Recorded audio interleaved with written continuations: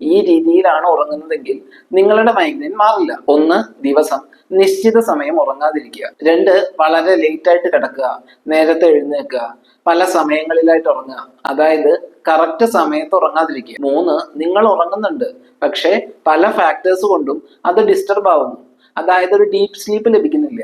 4. ഇതൊന്നും അല്ലെങ്കിൽ കുറെ നേരം ഉറങ്ങുക. ഈ കാര്യങ്ങളെല്ലാം മൈഗ്രെയിൻ അറ്റാക്കിലേക്ക് ലീഡ് ചെയ്യാം. നമ്മുടെ ബോഡിയിൽ ഇമ്പോർട്ടന്റ് ആയ ഹോർമോൺസ് ആണ് കോർട്ടിസോളും മെലാറ്റോണിനും. കോർട്ടിസോൾ സ്ട്രെസ് ഹോർമോൺ ആണ്.